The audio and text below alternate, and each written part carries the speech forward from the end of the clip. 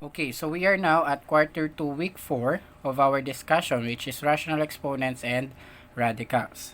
So before we proceed with that, let's have rational exponents. These are expression having an exponent which is rational or which has a fractional exponent.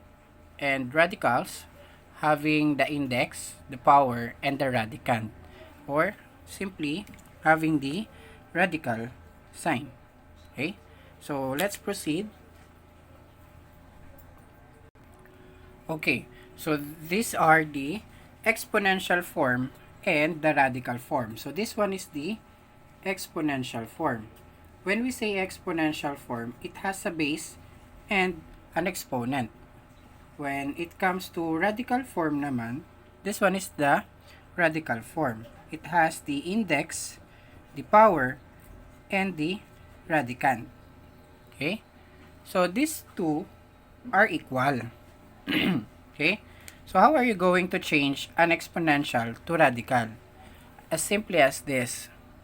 A raised to m over n. Okay? So if A is raised to m over n, then we can change that as nth root of A raised to m. Okay? This one is the numerator, the denominator of the exponent, and this is the base. Okay? So, paano natin siya i-change? Ganito lang po. Yung denominator natin sa exponent will be our index. This is what we call the index. Okay? And yung base natin will be the radicand. Yung nasa loob po ng radical sign is what we call radicand. And dito naman pong m is the power or the exponent which come from this.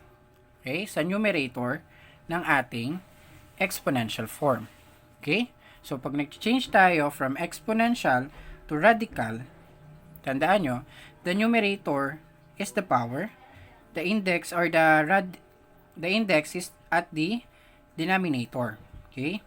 And the base will be the radicand. Okay? Let's have an example. Okay, so let's express 3 raised to 1 half in radical form. So how are we going to change this one into radical form? So like what I have said a while ago, gagawa tayo ng radical sign. Okay? At ang ilalagay natin na radicand is yung base natin, which is 3. Yung power natin ay yung 1. And yung index natin will be the denominator. So this will become square root of 3 raised to 1. But, in that case, we don't need to write 2 and 1. Okay? Because the least or the lowest number that we can use in radical is 2. And hindi na natin siya nilalagay kasi nga, what we call this one is square root. Okay? Square means 2. Ibig sabihin, 2 ang value ng index natin. And yung 1, we already know that it has an exponent of 1. Okay? Okay, so we are going to change this one, this exponential form, into radical form ulit. So again, gawa ka ulit ng radical sign. Nasa loob yung radicand, which is yung 5, yung base. And then, index mo is 3. Yung power mo is 2, which is yung numerator. Okay? Tandaan lang, base, radicand. Denominator, index. Numerator, power. But we are not yet done. We have to simplify 5 squared. And that is 25.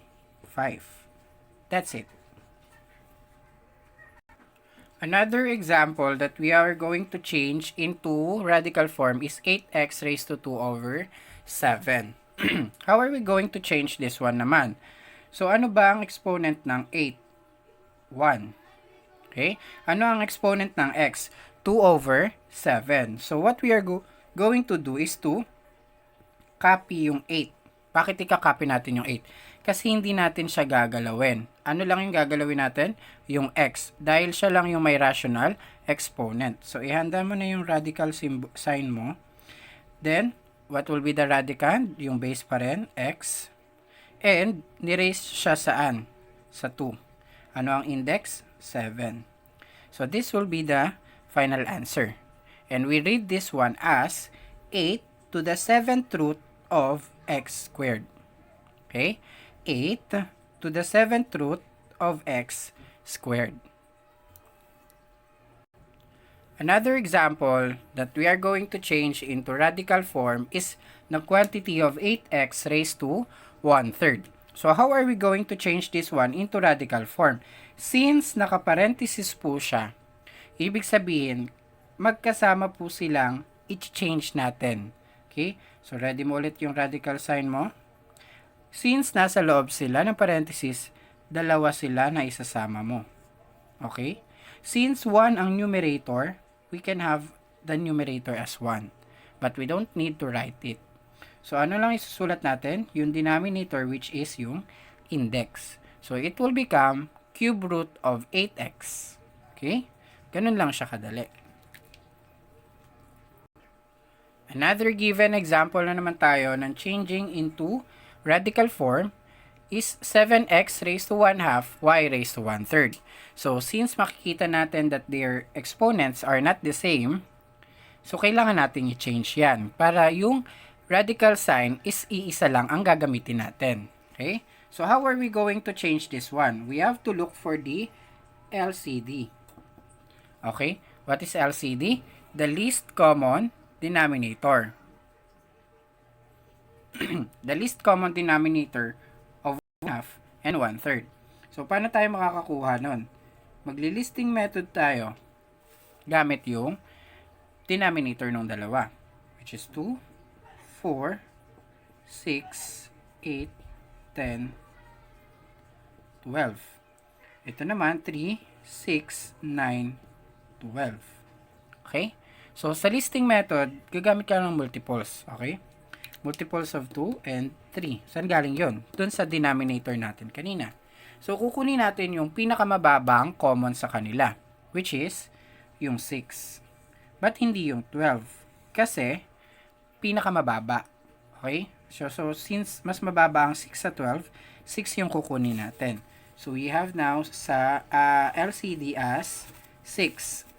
So, if we have the LCD as 6, we can now say, or we can now have 6 divided by 2 is 3. 3 times 1 is 3 pa din. Okay? 6 divided by 3, 2. 2 times 1 is 2 pa rin. Bakit natin ginamit to or ginawang ganito? Is because para maging parehas ang denominator natin. Para iisa na lang ang index na gagamitin natin mamaya. Okay? So, tandaan, we have now 3/6 and 2/6. So, ang new niya ay 3 over 6 y raised to 2 over 6. Okay? So, now, i-change na natin sila into radical expression or radical form. So, since again, hindi naman kasama yung 7 sa i-change natin. Kasi ang exponent ng 7 ay 1.